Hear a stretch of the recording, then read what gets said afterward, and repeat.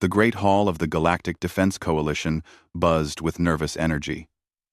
Representatives from dozens of worlds sat around the massive circular table, their various forms creating a rainbow of colors and shapes. Ambassador Thekvar adjusted his reptilian scales and watched the holographic display showing the latest destruction. 3 more star systems had gone dark in the past week. General Vox clicked his mandibles together, a sign of stress among his insect-like species. The Devourers have taken the Kepler sector. 15 billion souls lost in 2 days. A collective shudder ran through the assembled aliens. The Devourers were machines, pure and simple. They consumed everything in their path, turning planets into raw materials for their endless fleet. No negotiation was possible. No mercy existed in their programming. "We need more ships," said Commander Helix, her blue skin pale with worry. "More weapons. More soldiers. From where?" General Vox spread his 4 arms wide. "Every world has given everything they can spare. We're already fighting with cargo ships fitted with weapons." Thekvar cleared his throat, a rasping sound that drew attention. "There is one option we haven't discussed." The hall fell silent. Everyone knew what he meant, but no one wanted to say it. "The humans," whispered someone from the back. General Vox's compound eyes fixed on Thekvar. "Absolutely not. We agreed, never again." "That was different," Thekvar said carefully. "This is extinction we're facing." Dr. Elena Park, one of only 3 humans in the hall, shifted in her seat. She had been invited as a scientific observer. Nothing more. Her presence was barely tolerated. "You don't understand," General Vox continued, his voice rising. Thekvar had been there. He remembered the Zephyr Rebellion 15 years ago. His people had been fighting the Zephyrian Empire for decades, losing slowly but surely. Then, the humans arrived. "They offered to help," Thekvar said, his voice distant with memory. "Just like that. No payment requested, no territory demanded. They just showed up with their ships and their soldiers." "And?" prompted Dr. Park quietly. "We thought they would fight like us, carefully, preserving their forces, using strategy." Thekvar's scales rippled with remembered shock. "We were wrong." The Zephyrian Empire had been confident. They outnumbered the human fleet 10 to 1. Their ships were larger, their weapons more advanced. What could a few dozen human vessels do? "The humans treated it like a training exercise," Thekvar continued. Their soldiers laughed. Actually laughed as they prepared for battle. "We thought they were insane." General Vox nodded grimly. "I heard the reports. Human soldiers playing games during artillery bombardments, sharing food with enemy prisoners, acting like the whole war was just routine." Dr. Park frowned. "That sounds like compassion, not insanity." "You don't understand." General Vox's mandibles clicked rapidly. They weren't just compassionate. They were terrifyingly effective. They ended a 40-year war in 6 months. Thekvar remembered watching human soldiers advance through enemy fire like they were walking through rain. Not fearless exactly, but treating danger as a minor inconvenience. They completed objectives that should have required massive casualties, with barely any losses at all. "The casualty reports," whispered Commander Helix. "I read them. 30,000 Zephyrian soldiers captured. 200,000 enemy ships disabled or destroyed. Total human losses: 43 killed, 112 wounded. In 6 months of warfare," Thekvar added, "against an empire that had held us off for 40 years. The numbers were impossible to believe, even now. The humans had dismantled the Zephyrian Empire, like children taking apart a broken toy.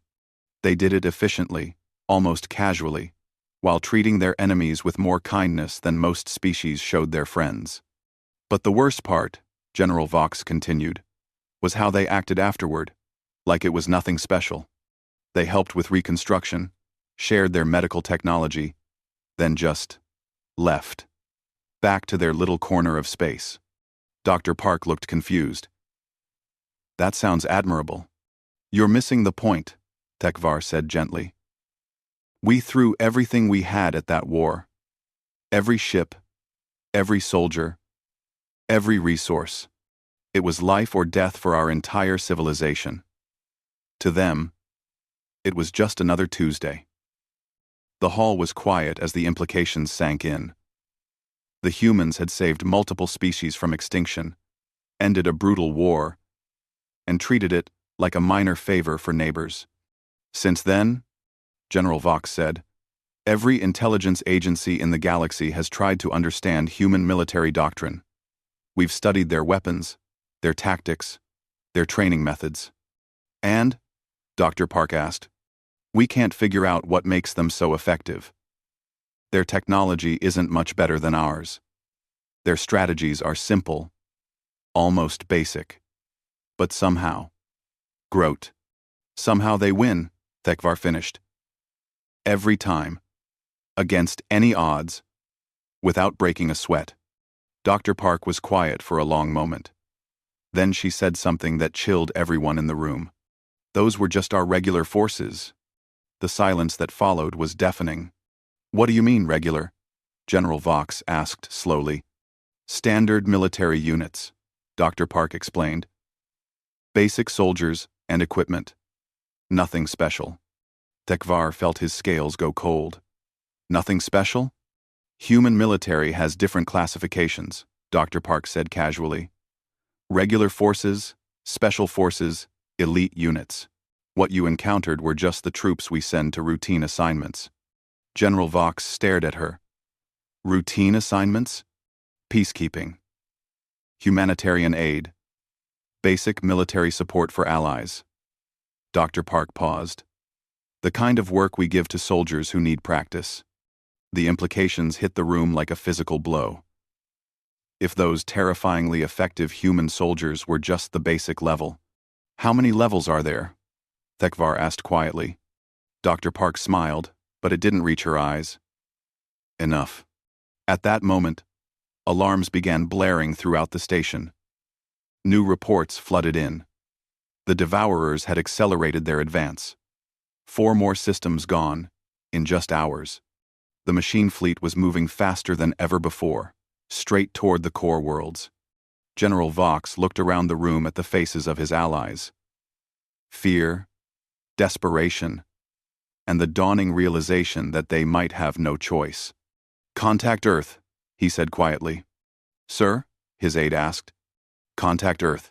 Tell them. He paused, his pride warring with necessity. Tell them we need help. Dr. Park nodded and activated her communication device. As she spoke quietly to someone on the other end, Tekvar couldn't help but wonder what they were about to unleash upon the galaxy. General Vox stood before the communication array, his 4 arms clasped behind his back. Making this call went against every instinct he had developed in 50 years of military service. But the reports kept coming in, each one worse than the last. The Devourers were moving faster than anyone had predicted. Connection established, General, his communication officer announced. The holographic display flickered to life, revealing a human woman in a simple blue uniform. Admiral Sarah Kim sat behind a plain metal desk, her expression patient and professional. General Vox, she said with a slight bow of her head. It's been a while. Admiral Kim. Vox forced himself to speak calmly. Thank you for taking my call. Of course. How can Earth help the Coalition today? The casual tone made Vox's mandibles twitch. Even now, facing a request for military aid, the humans spoke like they were discussing weather patterns. We have a situation, Vox began carefully. The Devourers have broken through our outer defenses. We're facing complete system collapse within weeks. Admiral Kim's expression didn't change, but she leaned forward slightly. Tell me more. They've adapted to our tactics faster than we thought possible. Our combined fleets can't hold them back. We've lost 12 star systems in the past month. Vox paused, then forced out the words he never wanted to say. We need military assistance. I see. Admiral Kim made a note on her tablet. What kind of assistance are you thinking? Standard forces, Vox said quickly. Just like before. We don't need anything excessive. Just enough to help hold the line until we can regroup. To his surprise, Admiral Kim smiled. Not a cruel smile, but the kind of expression someone might have when a child asked for help reaching a high shelf. Standard forces, she repeated. Are you sure that's all you need? Something in her tone made Vox uncomfortable. What do you mean? Well, the Devourers sound like a significant threat. Machine intelligence, adaptive tactics, rapid expansion. That's not usually something we send regular troops to handle. Regular troops? Vox felt confused. What you sent before wasn't regular? Admiral Kim blinked. The Zephyr situation? That was definitely regular forces. Basic peacekeeping deployment. We usually assign that kind of mission to units that need field experience. The words hit Vox like a physical blow. Field experience. Training. The forces that had seemed impossibly powerful to every alien military analyst had been students practicing their skills. I don't understand. Vox said weakly. Let me put you on hold for a moment, Admiral Kim said. I want to bring in some colleagues. The screen went dark for several minutes. When it returned, Admiral Kim was joined by two other humans. One wore a uniform Vox didn't recognize, with fewer decorations but somehow seeming more important. The other was a middle-aged man in civilian clothes. General Vox, Admiral Kim said. I'd like you to meet Colonel Jin Sojun and Dr. Marcus Webb from our Strategic Assessment Division. Colonel Jin looked unremarkable. Average height, calm expression, hands folded neatly on the table. But something about him reminded Vox of the human soldiers from 15 years ago. That same casual confidence, as if violence was just another skill, like cooking or mathematics. General, Dr. Webb said, we've been monitoring the Devourer situation. Very interesting tactical adaptation patterns. Almost artistic in their efficiency. Artistic? Vox couldn't hide his shock. They're destroying civilizations. Oh, absolutely, Doctor. Webb agreed. But their methodology shows real elegance. Rapid resource conversion, distributed command structure, adaptive learning algorithms. Whoever built them knew what they were doing. Colonel Jin spoke for the first time, his voice quiet but clear. Dr. Webb, perhaps we should focus on the General's request. Of course. Dr. Webb turned back to Vox. General, when you ask for standard forces, do you understand what that means to us? Your basic military units, Vox said, though doubt was creeping into his voice. Correct, basic units, soldiers who've completed their fundamental training and are ready for routine assignments. Doctor, Webb paused. But I'm wondering if routine assignments are appropriate for this situation. Admiral Kim leaned forward. General, let me ask you directly. Do you want us to treat this as a standard peacekeeping operation, or as a serious threat? Well, Vox felt trapped. What's the difference? Standard operations use regular forces with conventional equipment, Colonel Jin explained. We send them when the situation is manageable, but requires more personnel than local forces can provide. And serious threats? Vox asked, though he wasn't sure he wanted to know. Serious threats require different resources, Colonel Jin said simply. Dr. Webb consulted his tablet. Based on our analysis, the Devourers represent an extinction-level threat to multiple species. Their expansion rate suggests they could consume half the galaxy within 2 years if unchecked. That's correct, Vox admitted. Then this isn't a standard operation, Admiral Kim said. This is what we call a crisis intervention. The three humans exchanged glances. Some kind of silent communication passed between them. General, Colonel Jin said, Are you asking Earth to prevent the extinction of galactic civilization? Put that way, it sounded overwhelming. But Vox nodded. Yes. Then we can't send regular forces, Dr. Webb said. What would you send? Vox asked. Colonel Jin smiled. And for the first time, Vox saw something that made him understand why humans were so effective. It wasn't cruelty or aggression. It was the complete confidence of someone who had never encountered a problem they couldn't solve. We have specialized units for crisis situations, Colonel Jin said. Teams trained specifically for impossible scenarios. Impossible scenarios? Vox repeated. Threats that exceed normal parameters, Dr. Webb explained. Situations where conventional tactics aren't sufficient. Admiral Kim made another note. We'll need full tactical data on the Devourers. Movement patterns, technology assessments, engagement records. Everything you have. Technology. Everything you have. How long will deployment take? Vox asked. My unit can be ready in 6 hours, Colonel Jin said casually.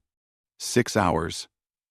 To prepare for an interstellar military deployment against an extinction-level threat, Vox realized that everything he thought he knew about human military capability was wrong.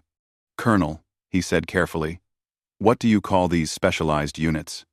Colonel Jin's smile widened slightly. We call them special forces. After the call ended, Vox sat in his command chair, staring at the darkened screen. Special forces. The humans had sent their basic training units to end a 40-year war, and now they were offering to send their elite troops to fight an enemy that had crushed the combined might of the galaxy. His aide approached nervously. Sir? What are our orders? Vox looked around his command center at the faces of his staff. All of them watching him, waiting for guidance. Outside, the Devourers continued their advance toward the core worlds. Send them everything, he said quietly. Every file, every scan, every battle report. Send it all. And our fleets, sir? Vox thought about Colonel Jin's casual confidence, about humans treating galactic warfare as routine training. Tell them to fall back, he said. Let the humans handle this. He just hoped the galaxy was ready for what they had asked for. The emergency session of the Galactic Defense Coalition convened in chaos. Reports streamed in from across the Outer Rim territories, each one carrying worse news than the last. The Devourers had broken through the joint human-alien defensive line in the Sigma sector. General Vox's compound eyes scanned the tactical display with growing horror. Red markers showed Devourer positions advancing at unprecedented speed. Blue markers representing Allied forces were disappearing from the map at an alarming rate. Status report, he commanded. Commander Helix, her blue skin pale with stress, stepped forward. The Devourers adapted to human tactics within 48 hours. They've modified their assault patterns to counter human ship movements and weapon signatures. How is that possible? Demanded Ambassador Thekvar. Unknown. But they're learning faster than any biological intelligence we've encountered. Helix activated a recording from the front lines. This was the human flagship Indomitable 6 hours ago. The recording showed a massive human battleship engaging 3 Devourer vessels. The human ship moved with the characteristic precision that had made their species famous, firing with devastating accuracy. But as they watched, the Devourer ships began to mirror human movements, predicting their tactics and countering them perfectly. The Devourers recorded everything, Commander Helix explained. Every human maneuver, every weapon frequency, every tactical decision. They've built a complete combat profile of human regular forces. General Vox felt his mandibles click together nervously. The humans had sent their standard fleet, just as he had requested. The same type of forces that had ended the Zephyr War in 6 months. And the Devourers had studied them, learned from them, and adapted. Casualty reports? He asked, dreading the answer. 17 human ships destroyed. 8 severely damaged. Estimated crew losses. 3,000 killed. 1,500 wounded. Esness. The numbers should have been devastating. For any other species, losing that many trained personnel would cripple their war effort for years.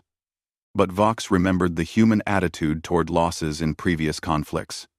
And the human response? He asked. Commander Helix looked puzzled. Admiral Kim requested permission to withdraw remaining regular forces. They're retreating? Ambassador. Thekvar sounded shocked. Not retreating. Withdrawing, she said, and I quote, "Regular forces are insufficient for this engagement level. Request authorization for alternative deployment methods." General Vox stared at the tactical display. The humans were withdrawing their forces not because they were defeated, but because they had brought the wrong tools for the job. His communication array chirped. Admiral Kim's image appeared on the main screen, her expression as calm as ever, despite commanding a fleet under heavy assault. "General Vox," she said without preamble, "we need to discuss escalation parameters." "Escalation?" Vox repeated. "Our regular forces aren't equipped for this type of adaptive enemy. The Devourers are learning our standard tactics faster than we can modify them. So you're admitting defeat?" General Vox couldn't keep the desperation from his voice. Admiral Kim looked genuinely puzzled. "Defeat? General, we've barely started fighting. Your fleet is in full retreat. Our regular fleet is withdrawing because it's the wrong tool for this situation." Admiral Kim consulted something off-screen. "We need to deploy assets specifically designed for adaptive enemies." "What kind of assets?" "Ambassador," Thekvar asked. "Special Forces," Admiral Kim said simply.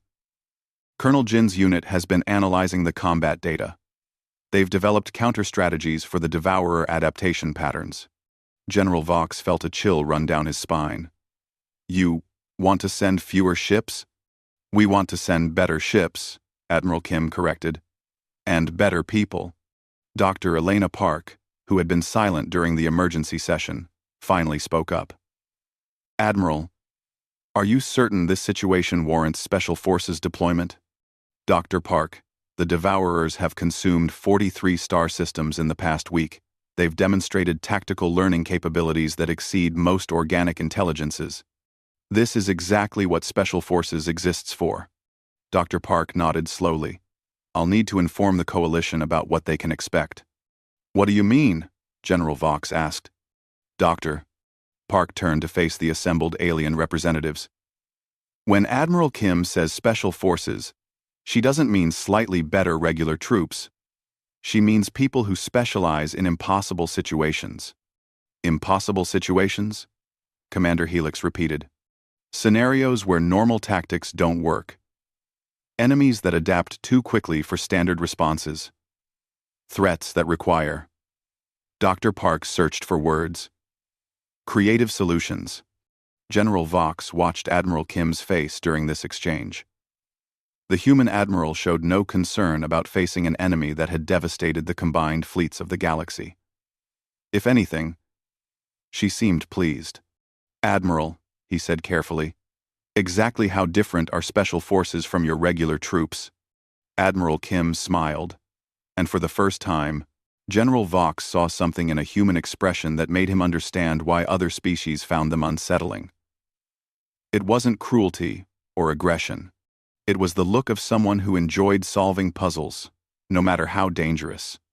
"General, do you remember how our regular forces ended the Zephyr conflict? In 6 months. With minimal casualties. What we didn't tell you," Admiral Kim said, "was that we had a bet running about how quickly it could be done. Most of our commanders thought 6 months was too long." The words hung in the air like a physical presence. The war that had defined an entire generation of alien military thinking.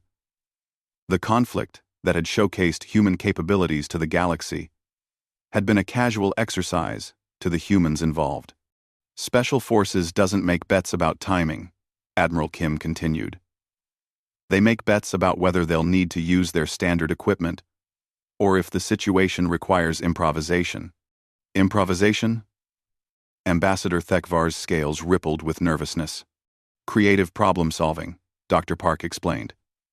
Special Forces personnel are selected for their ability to find solutions that others wouldn't consider. End quote. General Vox's communication officer interrupted. Sir, we're receiving a priority transmission from the Kepler Defense Station. Put it through. The image of Captain Torres appeared, his human face streaked with sweat and exhaustion. Behind him, alarms were blaring, and crew members were running through smoke-filled corridors. General, the Devourers have broken through our final defensive line. They're heading directly for the core worlds. Estimated time to civilian population centers: 18 hours. The alien representatives erupted in panic. 18 hours to evacuation billions of civilians from dozens of worlds. It was impossible. Admiral Kim's voice cut through the chaos. Captain Torres, this is Admiral Kim. What's your current defensive capability? Minimal, Admiral. We've got maybe 6 functional ships and a handful of defense platforms. Understood. Fall back to minimum safe distance. Special Forces will handle the intercept. Admiral. Captain Torres looked confused. There are over 300 Devourer ships in the main assault group. How many Special Forces ships are you sending? Admiral Kim checked her screen. Colonel Jin's unit operates 12 ships. The silence that followed was absolute. 12 ships against 300. The mathematics were insane. Admiral, General Vox said slowly, perhaps we should evacuate the civilian populations instead. General, with respect, evacuation would take weeks. We don't have weeks. Admiral Kim's expression remained calm. Colonel Jin has dealt with worse odds. Worse odds than 25 to 1? Much worse, Dr. Park said quietly. Special Forces doesn't count ships or weapons or numbers. They count problems. And this is just one problem. Admiral Kim stood up. Special Forces deployment is authorized. Colonel Jin's unit will engage the Devourer fleet in 14 hours. The transmission ended, leaving the coalition representatives staring at a blank screen. General Vox looked around the room at his fellow commanders. Fear, desperation, and the growing realization that they were about to witness something unprecedented. What have we done? Whispered Ambassador Thekvar. Dr. Park overheard him. You've asked humanity to save the galaxy, she said simply. Now you're going to see what that actually means. Colonel Jin Seojun stood on the bridge of the HSV Quiet Storm, watching the tactical display with calm interest. 12 human ships hung in space, dwarfed by the massive Devourer fleet approaching the core worlds. The enemy formation stretched across several light minutes. A wall of metal and malevolent intelligence. Contact in 30 minutes, reported Lieutenant Commander Park Min-jung from the navigation station. Thank you. Jin adjusted his uniform and activated the fleet communication channel. All units. This is Quiet Storm. Final equipment check. Around the small human formation, ships that looked nothing like the standard vessels the galaxy had seen began powering up systems that weren't in any database. The hulls shifted and reconfigured, revealing weapon ports that seemed too large for the ship sizes. Energy signatures appeared that made no sense according to known physics. Aboard the observation vessel Galactic Unity, General Vox watched through long-range sensors with growing bewilderment. The 12 human ships weren't just different from regular forces. They seemed to operate by different rules entirely. Are they transforming? Asked Commander Helix. Unknown, replied the sensor operator. Our equipment can't properly analyze their configuration changes. Ambassador Thekvar leaned forward. How is that possible? We've studied human technology for decades. Dr. Elena Park, present as an observer, smiled grimly. You've studied human regular technology. This is something else. On the Quiet Storm, Jin reviewed the tactical analysis one final time. The Devourers had learned human standard tactics perfectly. They expected human ships to maneuver in specific patterns, use conventional weapons, Follow predictable strategies. Tactical assessment, Sergeant Kim? He asked his weapons officer. Enemy adaptation protocols are based on regular force parameters, Sergeant Kim Yujin replied. They've prepared counters for standard human naval doctrine. Which makes this interesting, Jin mused. They've studied the wrong curriculum. Sir. Incoming transmission from the Devourer fleet, reported Communications Officer Lee Dabin. Put it through. A mechanical voice filled the bridge, cold and precise. Human vessels. Your tactical patterns have been analyzed and catalogued. Resistance is inefficient.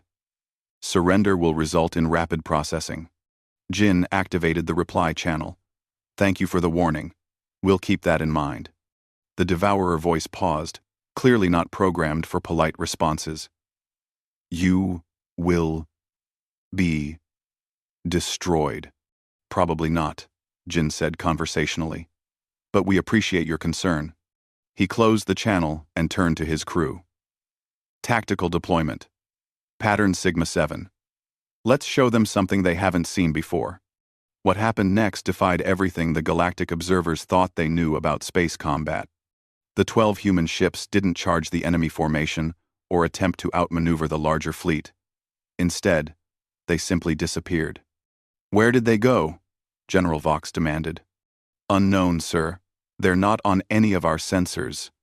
That's impossible. Ships can't just vanish. Dr. Park watched the empty space where the human fleet had been. Special Forces doesn't use the same technology base as regular forces. Different research paths. Different solutions. The Devourer fleet continued its advance, but their formation began to shift, searching for the missing human ships. Their sensors swept space frantically, finding nothing.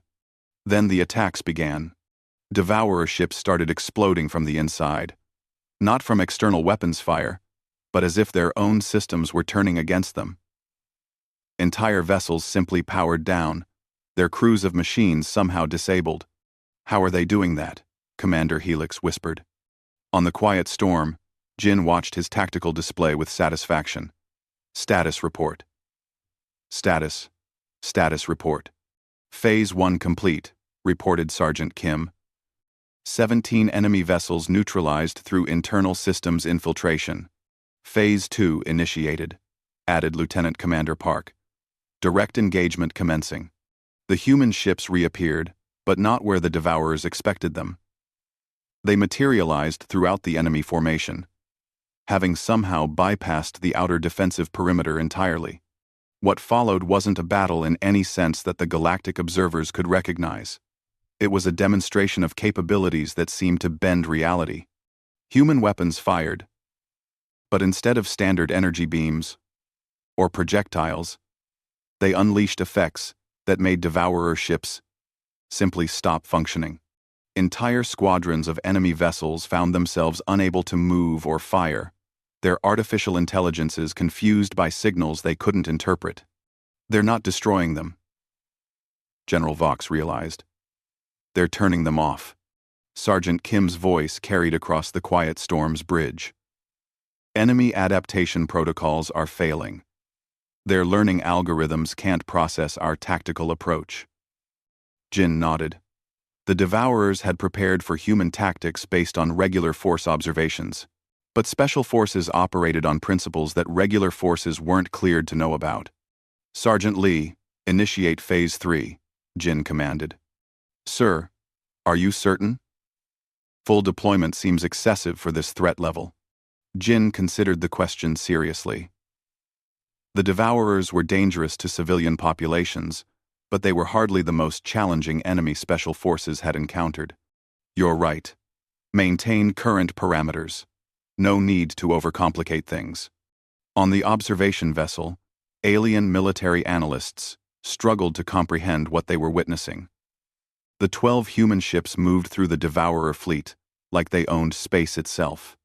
Enemy vessels that had overwhelmed regular human forces found themselves helpless against attackers that seemed to ignore basic laws of physics. This is impossible, muttered a Centauran tactical expert. They're outnumbered 25 to 1. Numbers don't matter when you're using different mathematics. Dr. Park replied. The Devourer Fleet Commander, a massive artificial intelligence controlling hundreds of ships, attempted every tactical response in its vast database. It tried pattern recognition, predictive algorithms, adaptive learning protocols. Nothing worked. The human ships fought like they existed partially outside normal spacetime. They appeared where sensors said they couldn't be, used weapons that produced effects without apparent cause, and coordinated with precision that suggested they were sharing thoughts directly. Colonel, Sergeant Kim reported. The enemy fleet is attempting to retreat. Jin raised an eyebrow. All of it? Yes, sir. They're abandoning their assault on the core worlds and falling back to minimum engagement range. Interesting. They've concluded that continuing the attack is inefficient. Should we pursue? Jin considered the tactical situation. The immediate threat to civilian populations was ended. The Devourer fleet was withdrawing in confusion. Their adaptation algorithms scrambled by exposure to tactics they couldn't understand. Negative. Let them go, but transmit our standard warning. Communications. Officer Lee opened a channel to the retreating Devourer fleet. Devourer vessels. This is Colonel Jin, of Human Special Forces. You are no longer welcome in this sector. Any future aggression against civilian populations will result in a much less gentle response. The mechanical voice that replied carried something new. Uncertainty. Your tactics cannot be analyzed. Your technology does not follow established parameters. That's correct, Jin replied calmly. We recommend you add this information to your databases. Human Special Forces operates under different rules than human regular forces. What rules? Jin smiled, though the Devourers couldn't see it. Effective ones. As the enemy fleet limped away into deep space, the alien observers sat in stunned silence. The crisis that had threatened galactic civilization had been resolved in less than 2 hours by 12 human ships. General Vox finally found his voice. Colonel Jin, this is General Vox of the Galactic Defense Coalition. We need to talk. Jin's image appeared on their main screen, his expression as calm as if he'd just completed a routine training exercise. Which, from his perspective, he had. Of course, General. What would you like to discuss? Everything, Vox said weakly. We need to understand everything. Jin nodded politely. I'll be happy to explain what I can. Shall we meet at your station? As the transmission ended, Ambassador Thekvar turned to Dr. Park. Those weren't ships, were they? Not really. Dr. Park looked thoughtful. Define. Ship. Special Forces uses whatever tools are most effective for the mission. And what was the mission? Remove a threat to civilian populations without causing unnecessary destruction. Dr. Park paused. Mission accomplished.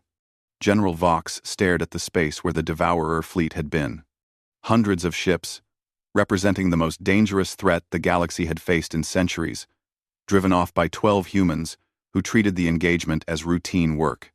What have we been dealing with all these years? He whispered. Dr. Park heard him. The minimum necessary force. Humanity prefers not to show off. And this wasn't showing off? Colonel Jin's unit is very good at their job, Dr. Park said simply. But this was just another day at the office.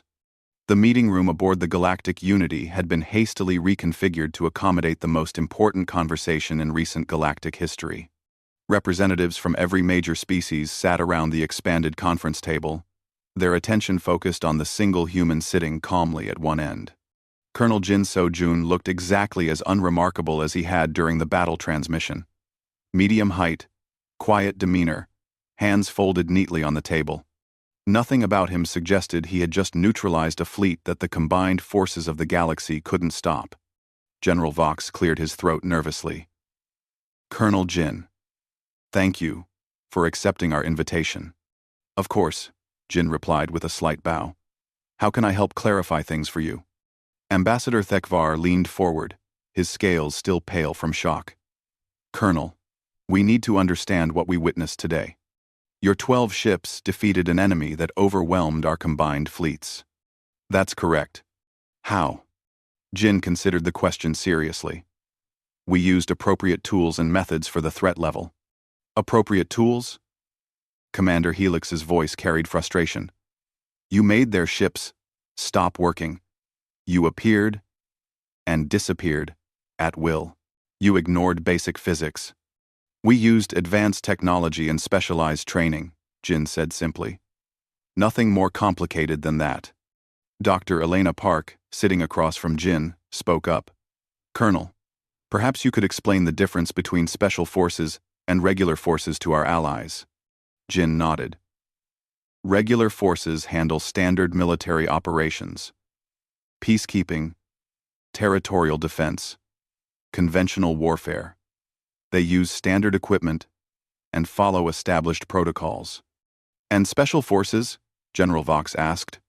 Special forces handles situations where standard approaches aren't sufficient. We use specialized equipment and develop custom solutions for unique problems. Custom solutions? Ambassador Thekvar repeated. Every mission is different. Every enemy presents different challenges. Special forces personnel are trained to adapt our methods to whatever works best for the specific situation. Commander Helix pulled up a recording from the battle. Colonel, can you explain how your ships became invisible to our sensors? Jin studied the display. Advanced stealth technology. We've found that most enemies rely heavily on sensor data, so denying them that information provides significant tactical advantages. But how did you get inside their formation? We went around their sensors rather than through them. The answer was frustratingly simple. General Vox tried a different approach. Colonel, the Devourers adapted to our standard human forces within hours. How did you prevent them from adapting to your tactics? We used tactics they hadn't seen before. But surely they could learn new tactics? Jin smiled slightly. They could try. But adaptation requires understanding the underlying principles. If the principles are sufficiently advanced, adaptation becomes very difficult. Dr. Marcus Webb, who had joined the meeting via hologram from Earth, decided to help explain. The Devourers studied human regular forces and developed counters for conventional human military doctrine. But Special Forces doesn't use conventional doctrine. What do they use? Asked a representative from the Centauran Confederacy. Whatever works, Dr. Webb replied.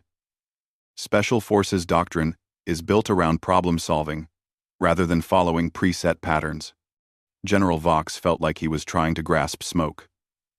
Colonel Jin, please, we need to understand the scope of human military capability.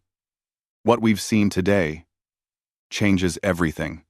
Jin looked around the room at the assembled alien leaders, their faces showing mixtures of awe, fear, and desperate curiosity. What would you like to know specifically? He asked.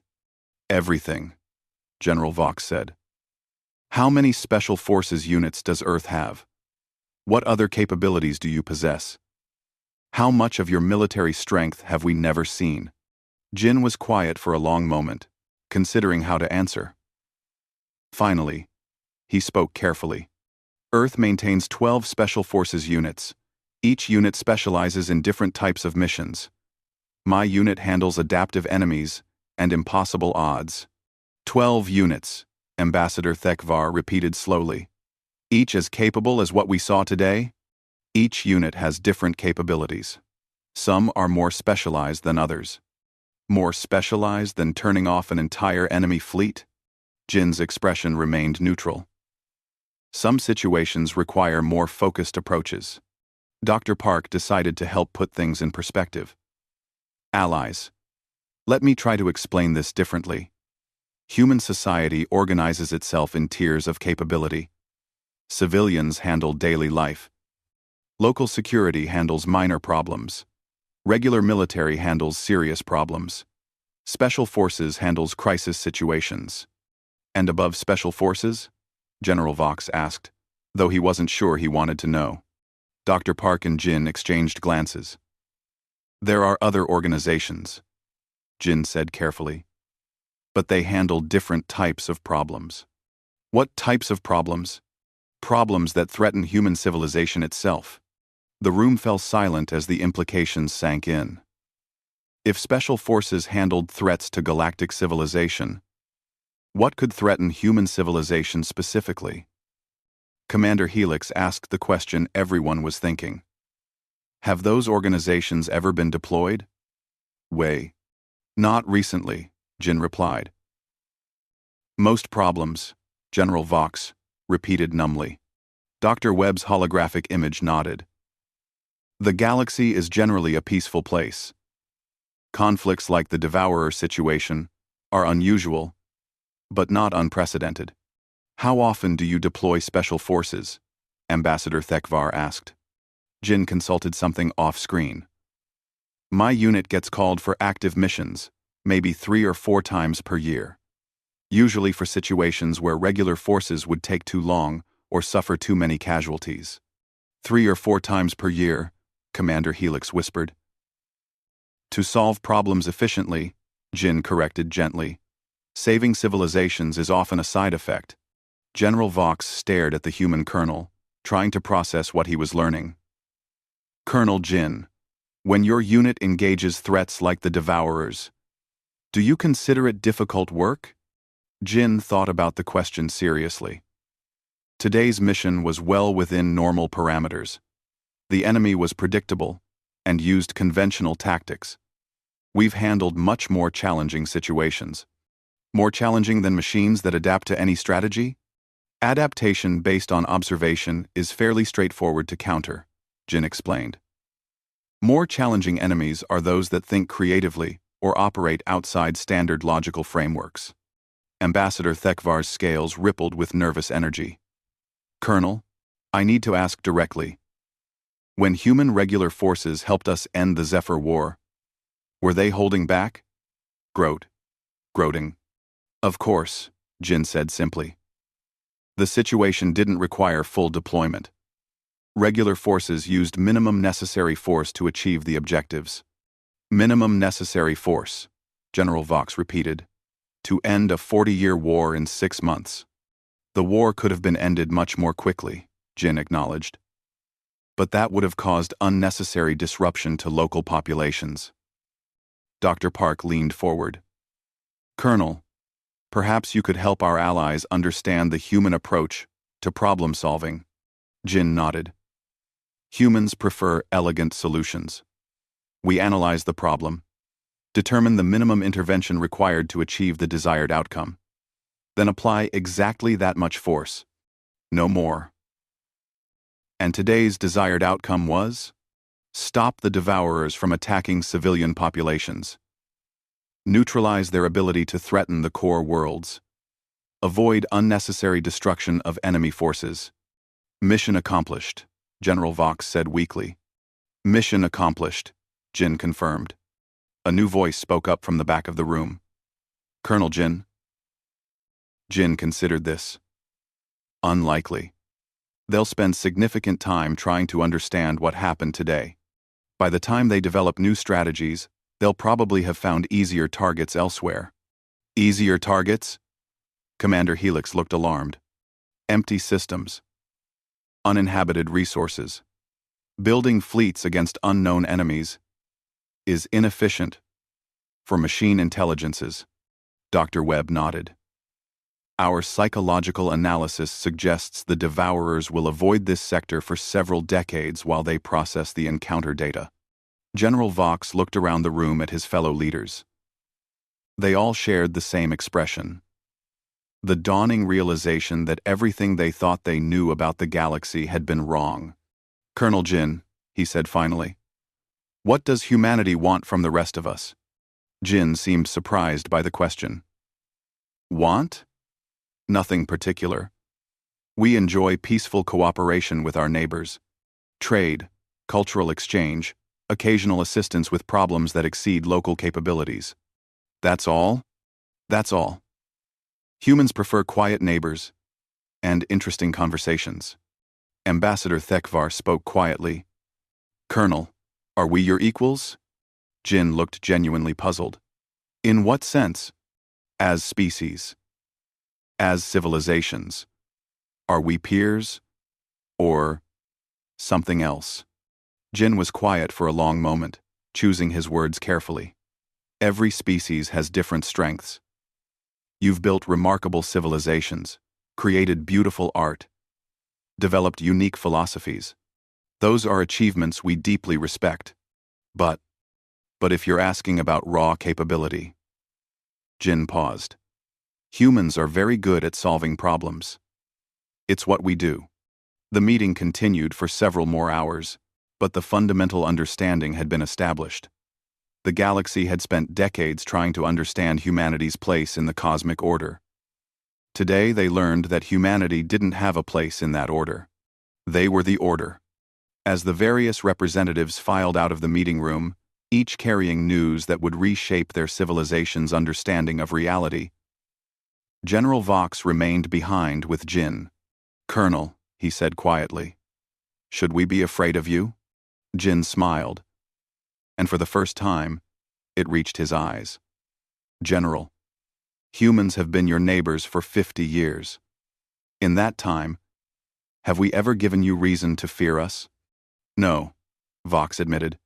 "Then why would you start now?" As Jin left the room, General Vox sat alone with his thoughts. Outside the viewport, space looked exactly as it always had. But everything was different now. Humanity had revealed that their greatest strength wasn't their weapons or their technology. It was their restraint, and their kindness in letting the rest of the galaxy believe they were equals.